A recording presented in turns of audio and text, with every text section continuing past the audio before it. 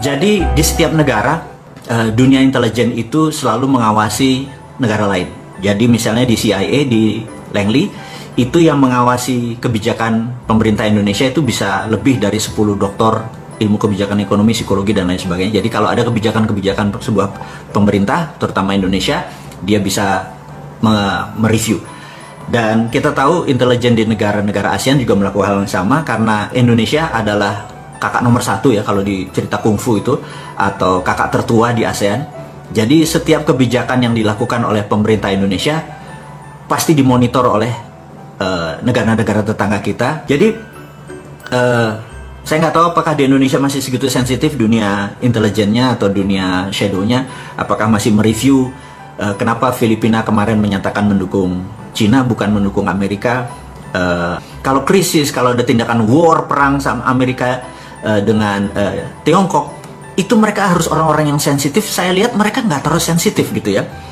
Jadi sementara kata-kata sensitif itu kata-kata yang penting, sehingga saya harus mengingatkan sekali lagi kepada para menteri, bukan para presiden, bukan pada Pak Presiden, bahwa kepada siapapun, para menteri, Anda yang dimarahi oleh Pak Presiden, Anda punya rasa, bener nggak?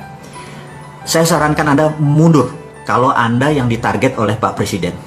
Atau kalau Anda bukan yang tidak ditarget, tetapi Anda merasa Anda tidak mampu, mundur. Karena sekali lagi, kami, rakyat, kita-kita ini sudah capek Indonesia nggak pernah jadi juara dunia lagi. Atau nggak pernah jadi juara Liga Champion. Atau nggak pernah juara Asia. Atau antar kampung aja kita jadi nggak juara ini. Gitu. Jadi saya pikir sebaiknya kalau lagi pertandingan bola, menteri-menteri yang ditarget atau merasa dirinya tidak mampu, mundur gitu ya.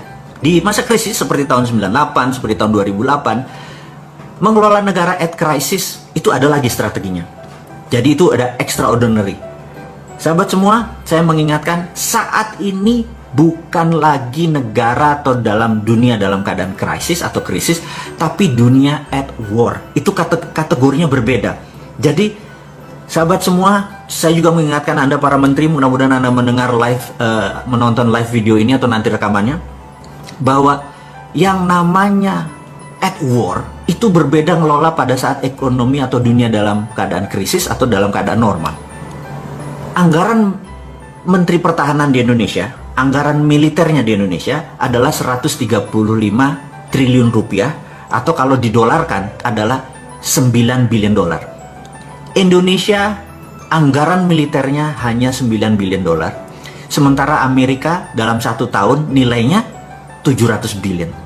Sahabat semua, saya sekedar mengingatkan bahwa jika seluruh anggaran militer dunia digabung, Tiongkok yang 200 billion, Jepang, Korea Selatan, Australia, semua di total, itu masih lebih banyak anggaran militer Amerika. Dan Amerika memang mendominasi militer, mendominasi.